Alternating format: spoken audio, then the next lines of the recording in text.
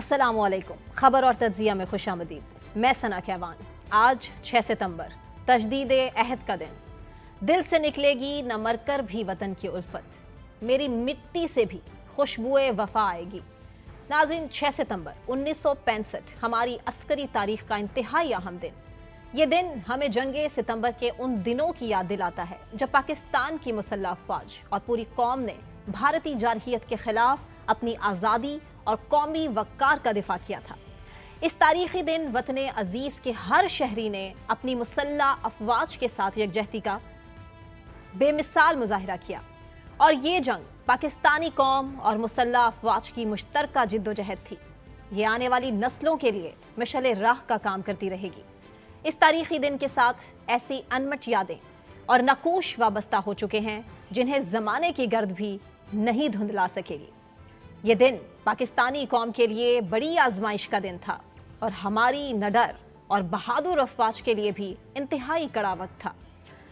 ان فرزندان پاکستان کی بامثال اور لازوال قربانیوں کی بدولت آج ہمیں تاریخ میں ایک باوقار مقام حاصل ہے. ہمارے ذہن میں وہ منظر آج بھی تازہ ہے جب سابق صدر پاکستان جنرل محمد ایوب خان نے ریڈیو پاکستان سے تاریخی خطاب کیا تھا. ان کے خطاب کی تاریخ ساز الفاظ آج بھی ہمارے کانوں میں گونجتے ہیں کہ میرے عزیز ہم وطنوں، ہمارے دشمن نے ہماری ہمت اور غیرت کو للکارا ہے، اور ہم اس کے جارحانہ کارروائی کا منہ توڑ جواب دیں گے تاکہ وہ آئندہ کبھی ایسی جرت نہ کر سکے. 6 ستمبر کے غازیوں اور شہیدوں کا خون وطن عزیز کی بنیاد میں شامل ہے، اور جیسے جیسے وطن پاکستان ترقی اور تعمیر کی منازل طے کرے گا، ویسے ویسے ان کی قربانیوں کے نغمے مزید بلند ہوتے رہیں گے. 6 ستمبر کا دن ہمیں یہ بھی یاد دلاتا ہے کہ ہم نے ایک عظیم وطن کے حصول کے لیے بے شمار قربانیاں دی ہیں. ہمیں اپنی افواج کی بہادری، قربانیوں اور ملک کی سلامتی کی حفاظت کے لیے عزم اور حوصلے کو برقرار رکھنا چاہیے. یہ دن ہمارے قومی یکجہتی، حب الوطنی اور قربانی کے جذبے کا مظہر ہے. آج بھی یوم دفاع ہمیں ایک مضبوط اور متحد قوم ہونے کا پیغام دیتا ہے جو کسی بھی چیلنج کا سامنا کرنے کی صلاحیت رکھتی ہے. ناظرین، مزمل سہروردی صاحب اسٹوڈیوز میں ہمارے ساتھ موجود ہیں. مزمل صاحب بہت شکریہ. ناظرین، آج آپ دیکھ سکتے ہیں ہم دونوں کے گیٹ اپ سے، مزمل صاحب آپ بھی بہت اچھے لگ رہے ہیں. یوم دفاع کی مناسبت سے جھنڈا پاکستانی بھی آپ نے لگایا ہوا ہے، اور آپ کا ڈریس بھی اسی مناسبت سے ہے. تو دیکھیں، 6 ستمبر کا جو دن ہے نا، وہ تمام قومی دنوں سے زیادہ اہم ہے. مطلب ویسے تو ہمارے 23 مارچ بھی ہے، 14 اگست بھی ہے، قائد اعظم کا یوم پیدائش 25 دسمبر بھی ہے، لیکن میں سمجھتا ہوں 6 ستمبر جو ہے نا، وہ ہمارا یوم دفاع جو ہے وہ ہمارے لیے زیادہ اہم ہے. کیونکہ ملک ہے تو پھر سب کچھ ہے، اور ملک کا دفاع سب سے امپورٹنٹ چیز ہے. اور آج کا دن تجدید عہد ہے کہ ہم اپنے دفاع کے لیے اکٹھے ہیں، اور جب اس ملک پر کوئی میلی آنکھ سے دیکھے گا تو ہم آپس کے تمام اختلافات بھلا کر منہ توڑ جواب دیں گے. اور 6 ستمبر اس کی ایک داستان ہے کہ ہم اس دن قوم متحد تھی. بے شک وہ ہم ستمبر کی جنگ جیتے ہی اس لیے کہ اس دن قوم متحد تھی. بے شک. اور سب نے مل کر بھارت کا مقابلہ کیا. لاہور سے شو کر رہے ہیں، یا میجر عزیز بھٹی جو ہیں وہ یہ نہر پہ انہوں نے بھارت کو روکا، اور بھارتی عزائم تو جم خانہ میں چائے پینے کے تھے. انہیں نہیں پتا تھا کہ عزیز بھٹی جو ہے ہمارا شیر جوان جو ہے وہ نہر کے اس پل پہ کھڑا ہے، اور وہ آپ کو نہر پوری بھارتی فوج کو نہر نہیں پار کرنے دے گا. تو اس لیے اس نے جام شہادت نوش کیا، اور نشان حیدر ہے. بہت سی لازوال داستانیں ہیں. بہرحال یہ دن جو ہے وہ ہم سب کو اس بات کی، پاکستان کی اہمیت بتاتا ہے، اور پھر پاکستان کے دفاع کے لیے متحد ہونے کا حکم بھی دیتا ہے. بے شک. مزمل صاحب، بڑی امپورٹنٹ خبریں. سپریم کورٹ میں نیب ترامیم کا عدم قرار دینے کے فیصلے کے خلاف انٹرا کورٹ اپیل کا فیصلہ ہمارے سامنے ہے. تحریری فیصلہ جاری ہو چکا ہے. خان صاحب نے بھی اس حوالے سے بات کی ہے. دیکھیں، یہ جو نیب ترامیم ہے نا، یہ اپنی وقت کھو گئی. نیب ترامیم کی گئی تھیں اس وقت، آپ کہہ لیں جب تحریک انصاف کے دور میں پوری اپوزیشن کو نیب میں پھنسا لیا گیا تھا. تو اس وقت یہ ترامیم کی گئی تھیں. بعد میں عمر عطا بندیال صاحب نے یہ ترامیم کا عدم قرار دے دیں، اور تمام پی ڈی ایم کے رہنماؤں کے کیس بحال کر دیے. ان کی بحال کرنے کے باوجود وہ سارے کیس ختم ہو گئے. نواز شریف, شہباز شریف, احسن اقبال, شاہد ہر ایک کا کیس ختم ہو گیا اور نیب ترامیم بھی کالعدم تھیں. اس کا مطلب ہے کہ عمر عطا بندیال صاحب کا جو فیصلہ تھا, جس پہ تحریک انصاف بہت شور مچاتی ہے کہ سپریم کورٹ نے نیب ترامیم کالعدم کر دیں, جی, اس کے باوجود مقدمات ختم ہو گئے. آج یہ بحال ہوئی ہیں یا ختم ہوئی ہیں, ان کا مقدمات پہ تو کوئی اثر نہیں, کیونکہ شہباز شریف, نواز شریف, شاہد خاقان, احسن اقبال, خواجہ سعد رفیق, خورشید شاہ, سب کے مقدمے ختم ہو چکے ہیں. جی, اور یہ مقدمے اپنے طور پہ ختم ہو گئے ہیں, تو اس کا مطلب ہے یہ ترامیم کالعدم قرار دینے سے بھی وہ مقدمات تو آپ نہیں چلا سکتے. خان صاحب کی کوشش یہ تھی کہ مقدمات ختم نہ ہوتے. خان صاحب جو یہ مقدمہ عدالت میں لے کر گئے تھے, وہ تو اس لیے لے کے گئے تھے کہ ان کے سیاسی مخالفین کے مقدمات ختم نہ ہوں اور وہ نیب میں پھنسے رہیں. جی, اب ان کے اور عمر عطا بندیال صاحب نے ان کا یہ کام کر بھی دیا تھا, اس بینچ نے 3 رکنی, جس کو ہم خیال بینچ بھی کہتے تھے. تو اب اس کے باوجود اس وقت کہا گیا کہ تمام کیسز ری اوپن ہو گئے ہیں, اب تو یہ بچیں گے نہیں, یہ ہو گیا ہے. لیکن وہ سب کچھ آپ دیکھ لیں پھر ختم ہو گیا. تو آج میرے خیال میں اس کا حکمران اتحاد کو, یہ اگر نیب ترامیم کالعدم بھی ہو جاتی تو اس کا حکمران اتحاد کو کوئی نقصان نہیں تھا. مطلب آپ میری بات سمجھیں, وہ کئی جائیں بانی پی ٹی آئی, NRO2 ہے, کیسز ختم ہو چکے ہیں.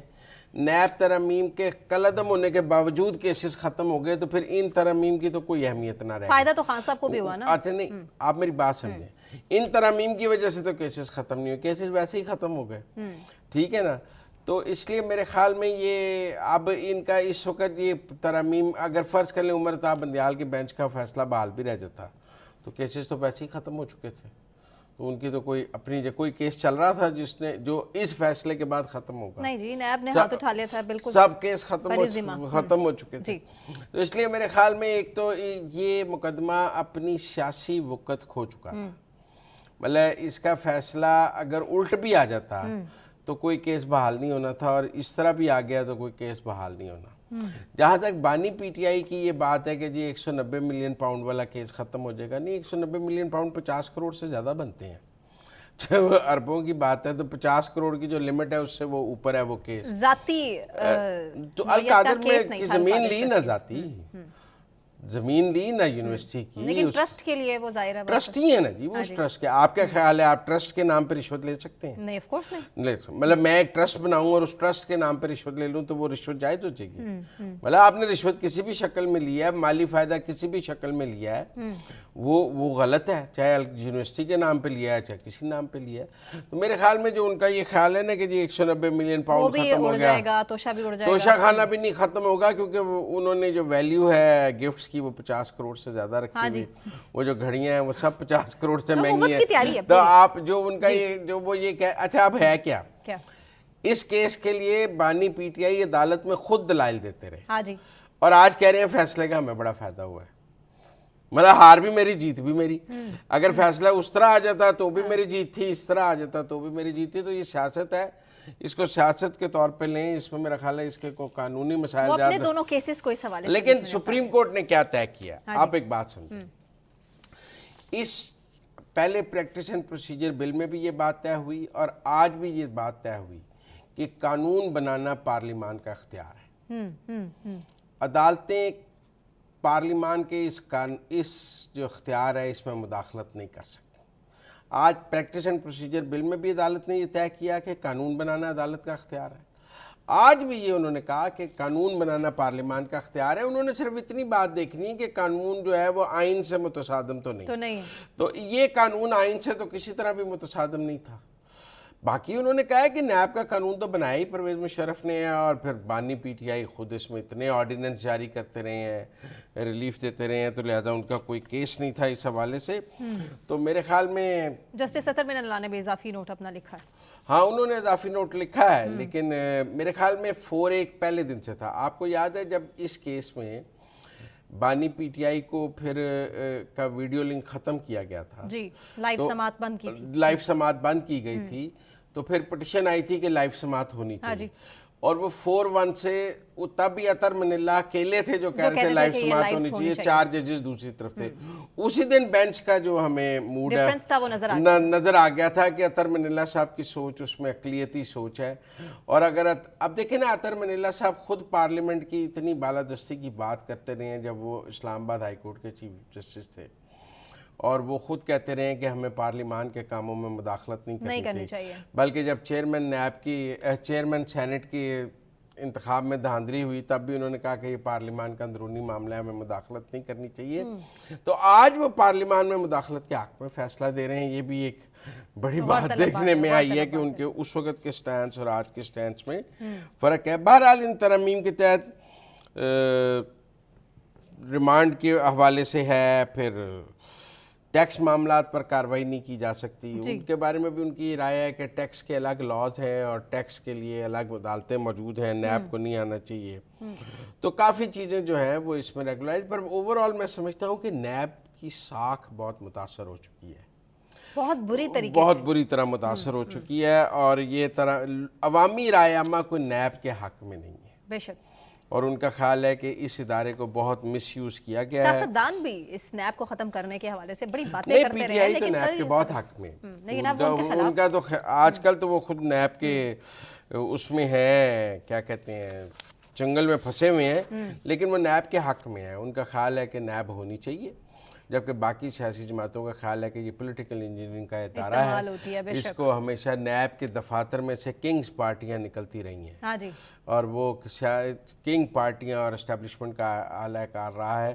تو یہ بات بھی غلط نہیں ہے ویسے کہ نیب سے بہت نیگیٹو کام بھی لیے گئے, بالکل بازو مروڑنے کے لیے استعمال کیا جاتا رہا ہے, اور یہ پولیٹیکل انجینئرنگ کو ٹھیک نہیں ہے. تمام سیاستدانوں کو اس سے بھگتنا پڑا ہے. عمران خان صاحب نے بھی اس حوالے سے سٹیٹمنٹس دی ہیں اپنی, آج غیر رسمی گفتگو کی جب انہوں نے اڈیالہ جیل میں. انہوں نے کہا کہ جو نیب ترامیم کا فیصلہ سنایا گیا ہے وہ NRO 2 مبارک ہو حکومت کو. اس فیصلے سے ہمارا توشہ خانہ کا نیا کیس تو فارغ ہوا, مجھے تو خوشی منانی چاہیے, اور اب 190 ملین پاؤنڈ ریفرنس بھی تقریباً ختم ہونے کو ہے. اگر یہ فیصلہ الٹ ہوتا تو وہ کہتے میں جیت گیا, کیونکہ آپ نے تو پٹیشن ٹیکنیکلی تو آج بانی PTI کی پٹیشن مسترد ہوئی ہے, لیکن انہوں نے کہا اچھا, اور میں نے کہا نا اس کیس کی اب NRO کی کوئی حیثیت نہیں تھی, کیس پہلے ہی ختم ہو چکے تھے. کیس ختم کرنے کے لیے اب ان ترامیم کی کوئی خاص ضرورت نہیں رہی تھی, وہ ویسے ہی ختم ہو گئے تھے. تو اب یہ ترامیم اتنی کوئی NRO کی حیثیت نہیں رکھتی ہیں جو, لیکن پولیٹیکل نیریٹو ہے وہ انہوں نے اپنی سیاسی بات کی ہے, ہمیں اس پر زیادہ نہیں گفتگو کرنی چاہیے. ایک اور بڑی امپورٹنٹ آج بات عمران خان صاحب نے کہ جنرل ریٹائر باجوہ کے بغیر فیض حمید کا ٹرائل بڑی بدنیتی ہے, ایسے ٹرائل کو آگے نہیں بڑھانا چاہیے. جنرل فیض کو بھی کٹہرے میں لایا جائے, جنرل باجوہ کو جو ان کا موقف ہے. اچھا, اب اس میں جنرل فیض کو ٹرائل کیا جا رہا ہے ان کاموں پر نہیں جو انہوں نے بطور DGI کی ہیں, آپ سمجھیں, ان کاموں پر ٹرائل کیا جا رہا ہے جو انہوں نے ریٹائرمنٹ کے بعد کیے ہیں, آپ سمجھیں.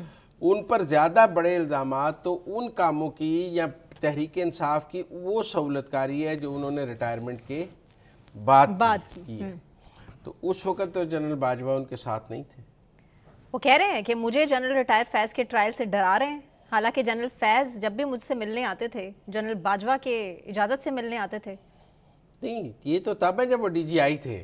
سوال تو ان ملاقاتوں کا ہے جو ریٹائرمنٹ کے بعد ہے, سوال تو ان باتوں کا ہے جو جیل میں کمیونیکیشن تھی, سوال تو وہ ہے جو وہ ریٹائرمنٹ کے بعد PTI کی سہولت کاری کر رہے تھے یا بانی PTI کی مدد کر رہے تھے, سوال اس کا ہے. اس میں تو جنرل باجوہ ان کے ساتھ شریک نہیں تھے, بلکہ جنرل باجوہ تو اس وقت شدید اینٹی عمران ہے, وہ پرو عمران تو نہیں ہے, کیونکہ عمران خان نے تو ان کے پلے کاکھ نہیں چھوڑا. ان کو میر جعفر سے لے کے, اور ان کا تو پرابلم یہ ہے کہ ایک طرف PTI ان کو برا بھلا کہتی ہے, دوسری طرف نون لیگ ان کو برا بھلا کہتی ہے, سب ان کو برا بھلا کہتے ہیں. تو ان کے تو ساتھ پاکستان کے پولیٹیکل ڈسکورس میں مجھے ایک ملک احمد خان ہی نظر آتے ہیں, اور تو کوئی نہیں ہے پورے پاکستان میں جو جنرل باجوہ کی حمایت کرتے ہیں. کہ اکیلے ملک احمد خان ہی نظر آتے ہیں, اسپیکر پنجاب اسمبلی, جو کوئی پولیٹیکل پارٹی آن کرنے کے لیے تیار نہیں ہے, اور انہیں پارٹی آن کرنے کے لیے تیار نہیں. تو میرے خیال میں جو یہ موقف ہے نا بانی PTI کا کہ جنرل باجوہ کا ساتھ ٹرائل کیا جائے, وہ اس لیے نہیں ہوگا کیونکہ جب چارجز فریم ہوں گے, جب فیلڈ کورٹ مارشل کی تفصیلات آئیں گی, تو میرے خیال میں اس میں زیادہ تر الزامات جو ہیں وہ ریٹائرمنٹ کے بعد کے ہوں. तो रिटायरमेंट के बाद के इल्जामात पर तो जनरल बाजवा साहब को एक्यूज नहीं है ना। वो खान साहब कह रहे हैं पहले से शुरू करें ना फिर, नहीं पहले से क्या DGISI तो आर्मी चीफ के मातहत आता है। नहीं, कल DGI-SPR ने कहा है वो तो वजीर आजम के मातहत है। हाँ, कल तो उन्होंने कहा है कि वो तो वजीर आजम के मातहत है। तो इसका मतलब है बतौर DGI-SI भी अगर फैज साहब ने कोई गलती की है तो उसके भी इमरान खान जिम्मेदार है। बाजवा साहब कैसे जिम्मेदार हैं, वो तो इमरान खान साहब के। बाकी फैज साहब के ट्रायल से पता नहीं फौज उन्हें डरा रही है या नहीं डरा रही। हाँ, डरे पड़े हुए, वो कह तो रहे हैं कि डरा रहे हैं मुझे। नहीं, पर डरे हुए हैं। अच्छा, मेरा मतलब है डरे हुए हैं, लेकिन वो डरा रही है या नहीं डरा रही ये मुझे नहीं पता, लेकिन डरे हुए जरूर। ठीक है। अली अमीन गंडापुर के हवाले से भी उन्होंने कहा है, बड़ा इंपॉर्टेंट एक पॉइंट है, लेकिन हम ब्रेक के बाद डिस्कस करेंगे। हमारे साथ रहिए।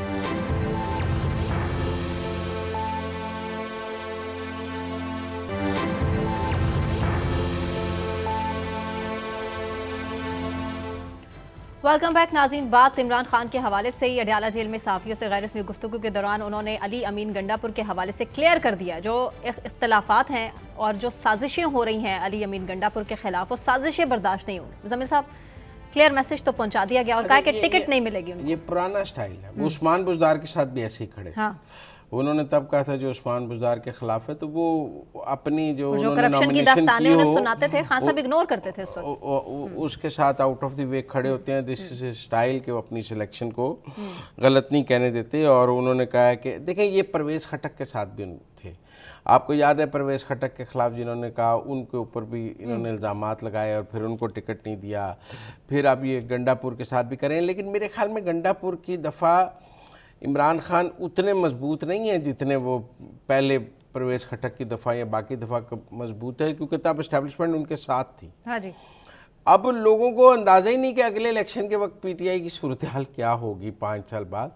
और मुझे लगता है कि गंडापुर के ख़िलाफ़ जो साजिशें हैं वो इमरान खान की इस तड़ी के बाद, इस धमकी के बावजूद जारी रहेंगी। अच्छा, मुझे नहीं लगता कि वो आतिफ खान मान जाएंगे या वो शकील मान जाएंगे। आप देखिए ना, इस वक्त KP असम्बली का इजलास ही नहीं हो पा रहा और वहाँ गंडापुर की मुखालफत दिन ब दिन बढ़ती जा रही है।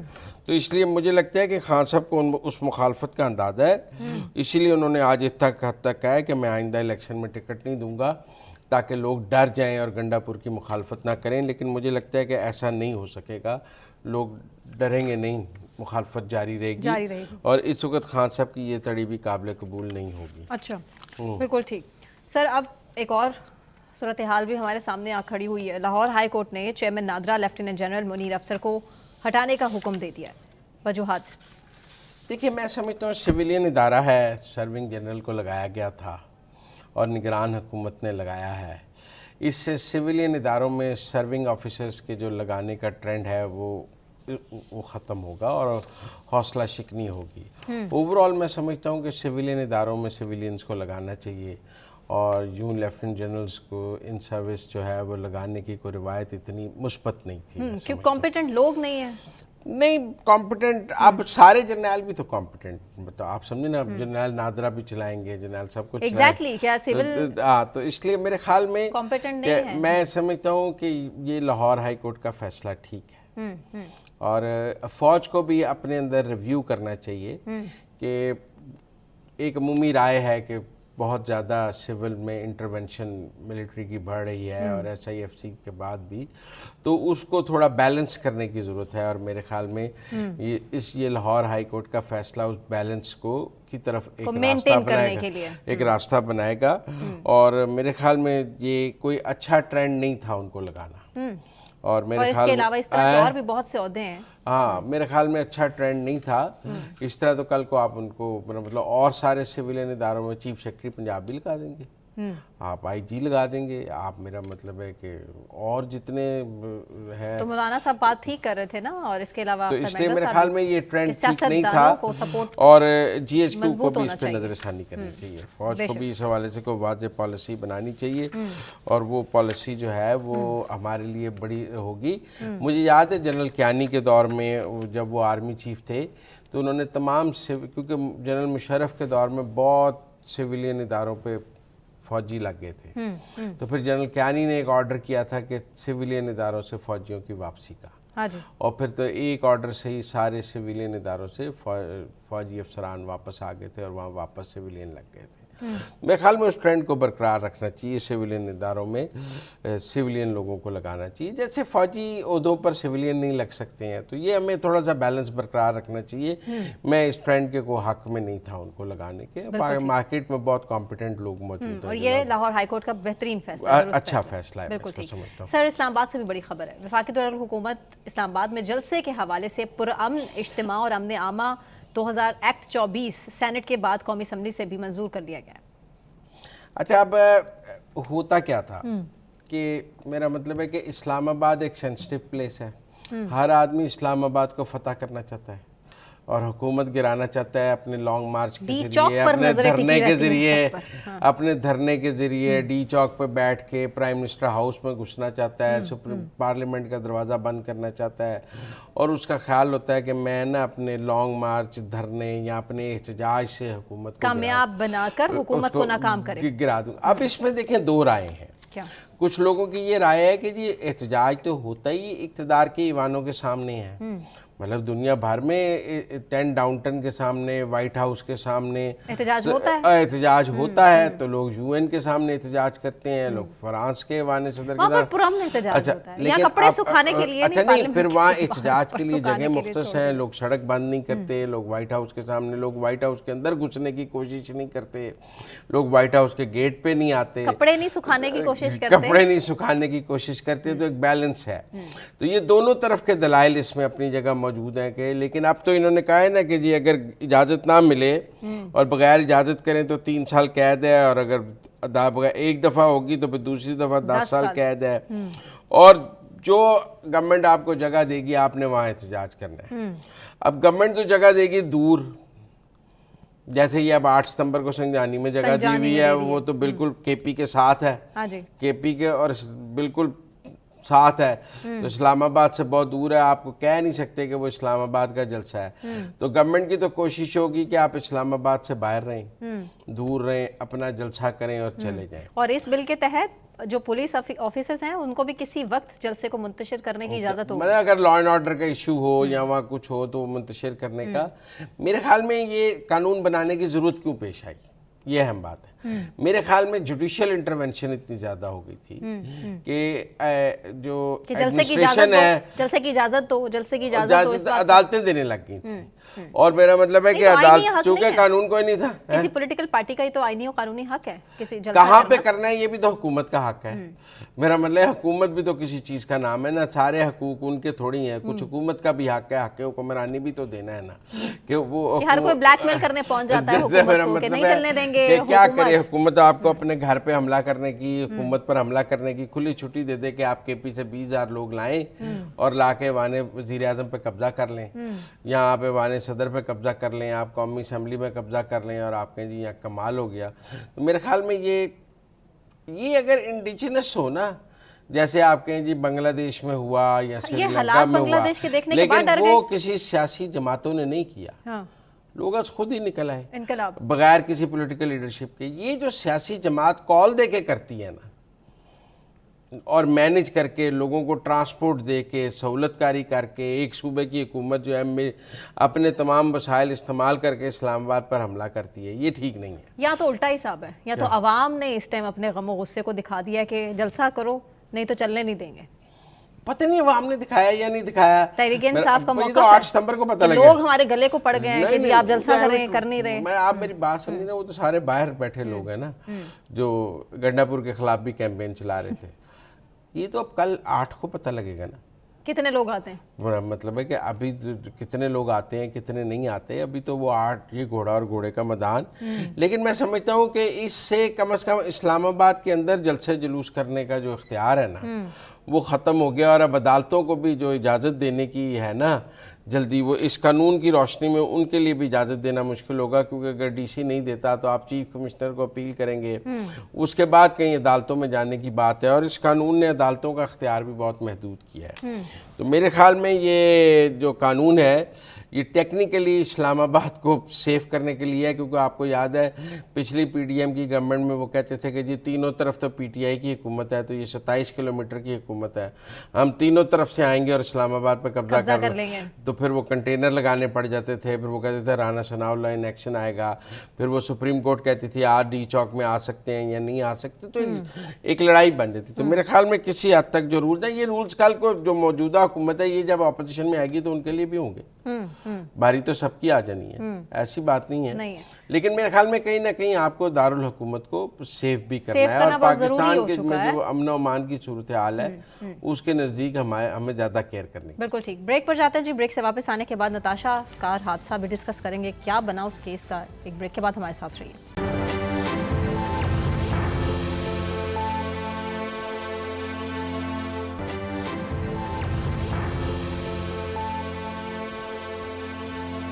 Welcome back. ناظرین، مزمل سہروردی صاحب اسٹوڈیوز میں میرے ساتھ موجود ہیں، اور اب بات نتاشا دانش کے حوالے سے. کراچی کارساز حادثہ ہوا کیا؟ فریقین میں معاملات طے پا گئے.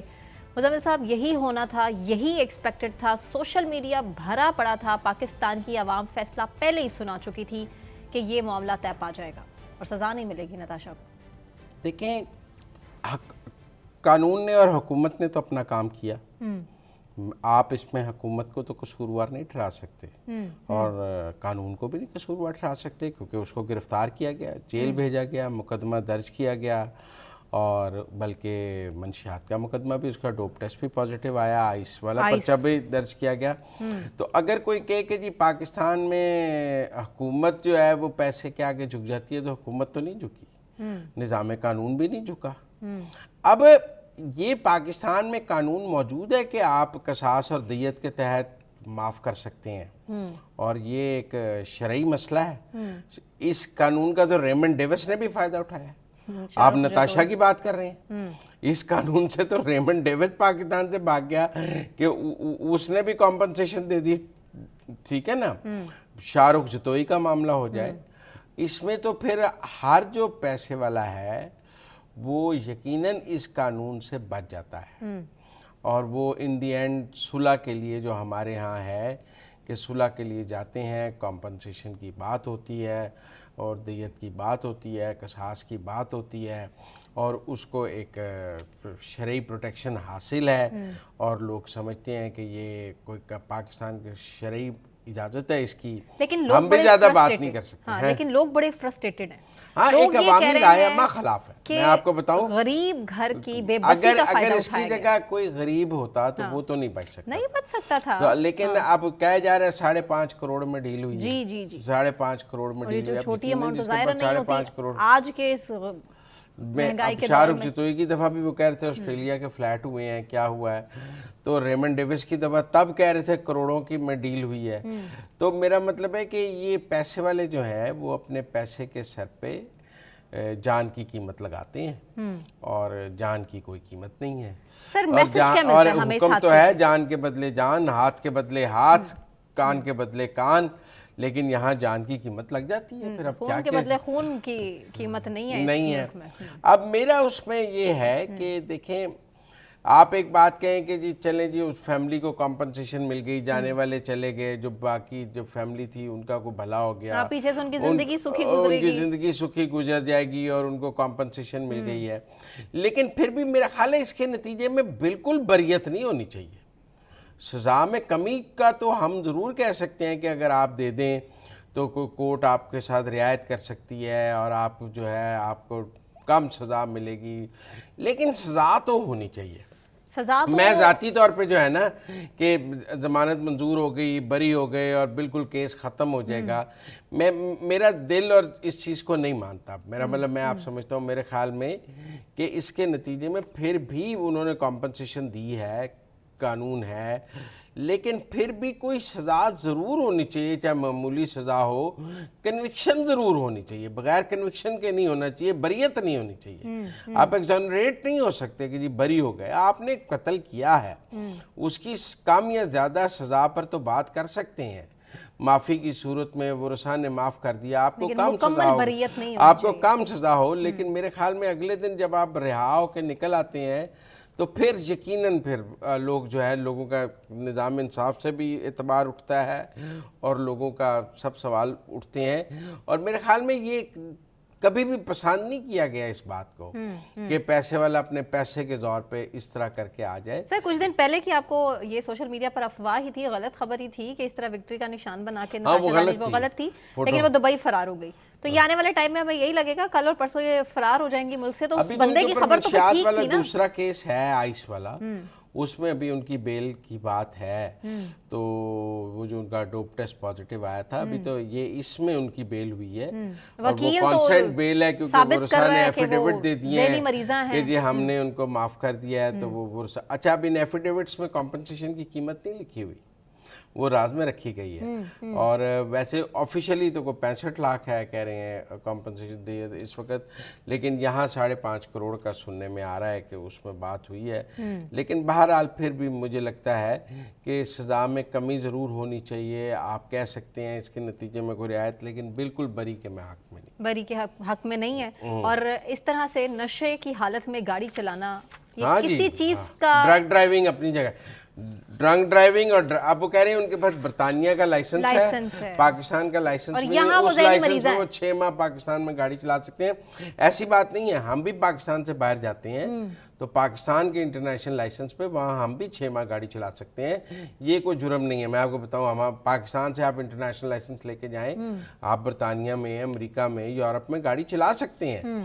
یہ تو ایک انٹرنیشنلی آپس میں ممالک کے درمیان معاہدہ ہے کہ ایک دوسرے کے لائسنس کو ہم آنر کرتے ہیں. تو مجھے لگتا ہے وہ لائسنس والی بات تو نہیں, ڈرگز میں ڈرائیونگ والی بات زیادہ امپورٹنٹ ہے. اتنی کیا مجبوری جب ان کے بعد اگر وہ 6 ماہ سے کم میں پاکستان میں تھیں, نشہ کر کے وہ گاڑی چلا رہی ہیں, اگر ان کی پاکستان میں رہائش 6 ماہ سے کم تھی تو وہ لائسنس ویلڈ ہے.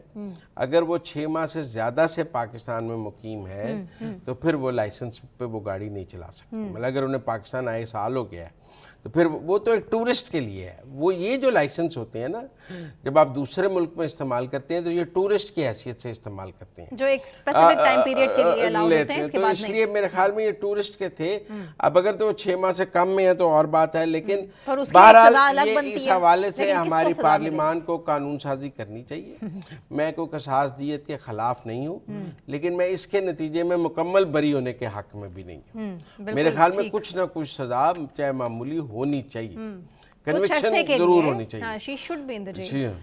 سر, وفاقی حکومت نے بلوچستان میں سیکیورٹی فورسز کو خصوصی اختیارات دینے کا فیصلہ کر لیا ہے. بلوچستان میں دہشت گردی جس طرح سے سر اٹھا رہی ہے, اس کو ختم کرنا, اس کو مکمل طور پر ختم کرنا اب ضروری ہو چکا ہے. دیکھیں, بلوچستان کے لا اینڈ آرڈر کے بڑے سخت مسائل ہیں. کوئی علاقہ پولیس کے پاس ہے, کوئی علاقہ لیوی کے پاس ہے, اے اور بی ایریاز کے بھی مسائل ہیں. اور اس میں آپ جب فورسز آپریشن کرتی ہیں تو فورسز کے پاس کوئی لیگل کور نہیں ہوتا.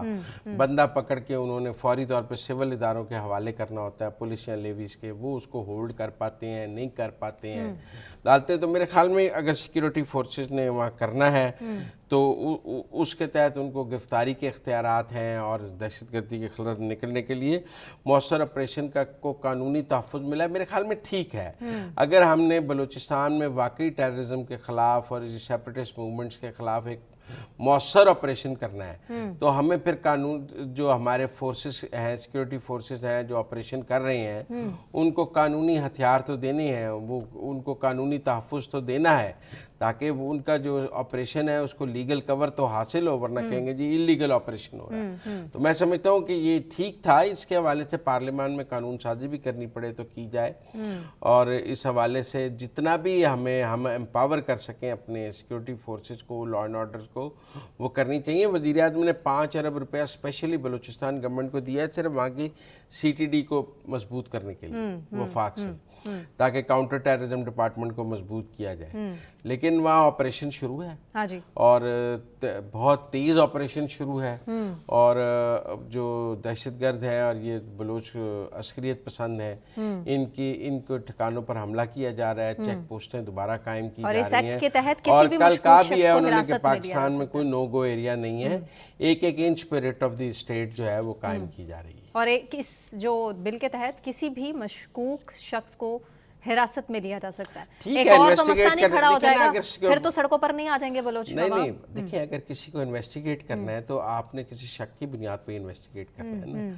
तो हमारे यहाँ भी पुलिस आपको पकड़ के तफ्तीश तो करती है ना आपकी। तो जब आप किसी को पकड़ेंगे, तफ्तीश के लिए पकड़ेंगे, तो हिरासत में लेने का आपके पास अख्तियार होगा, तो हिरासत में लेकर आप तफ्तीश करेंगे। तो मेरे ख्याल में ये चूंकि पहले सिक्योरिटी फोर्सेस के पास गिरफ्तारी का अख्तियार नहीं था, तो उनके तमाम गिरफ्तारियों को हम गैर कानूनी कहते थे और कहते थे इलीगल अबडक्शन है और उन्होंने अगवा कर लिया है।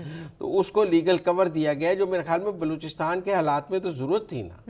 कि आप, मेरा मतलब है कि वहाँ वो पकड़ें तो आप कहते हैं जी अगवा कर लिया, तो उनको अगर उन्होंने गिरफ्तार किया है तो अब उनके पास कानूनी तहफ़्फ़ुज़ होगा। वो लेकिन गिरफ्तारी सर केपी की पुलिस की सूरत हाल हमारे सामने है, बलूचिस्तान की पुलिस की सूरत हाल हमारे सामने है, पंजाब पुलिस पे लोग वैसे ही इतना एतबार नहीं करते हैं, तो पुलिस की कार्रवाइयों को आपको नहीं लगता कि ये मजीद मशकूक नहीं, अब आप शख्स को देखिए ना, कहते मैं हुए आपको हिरासत में बताऊं, लेंगे नहीं। तो और मसला खड़ा हो जाए?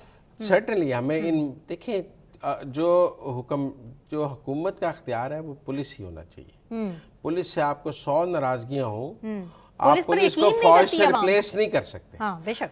आप ये नहीं कह सकते कि जी पुलिस पे एतबार नहीं है तो फौज लगा दें, रेंजर्स लगा दें, नहीं। पुलिस ने ही उस रेट ऑफ इदारे द को गवर्नमेंट strengthen रखनी करें, है और which is पुलिस needed। के जरिए ही होना चाहिए कंट्रोल। ये हमें हर जगह फौज नहीं लानी चाहिए। जब फौज को लाना पड़ता है तो वो बहुत एक्स्ट्रा ऑर्डनरी सूरत हाल है। मेरे ख्याल में बलूचिस्तान के हालात भी ठीक करके फौज को पीछे जाना होगा और वहाँ सिविल जो कानून नाफिज करने वाले इदारे हैं, पुलिस उनको बड़ी empower जिम्मा हो करना। जाती है अपनी जिम्मेदारियों से, पुलिस बड़ी जिम्मा हो आप जाती है अपनी पुलिस जिम्मेदारियों से। पुलिस को ज्यादा ताकत देनी है, पुलिस का काम है। पुलिस नहीं कर पाती तो हमें सिक्योरिटी फोर्सेस की तरफ जाना पड़ता है। और यही सवाल है कि अब क्यों जैसे पुलिस कच्चे नहीं के कर डाकुओं के पाती? लिए भी कह रहे हैं फौजी ऑपरेशन करें, हाँ जी। क्योंकि पुलिस से नहीं हो पा रहा और 92 से नहीं हो पा रहा नहीं तो हो क्या कर सकते हैं। ठीक है, इसी के साथ मुझे सना कहवान को, मुजम्मिल वर्दी साहब को इजाजत दीजिए। अपना बहुत ख्याल रखिए। अल्लाह हाफिज़।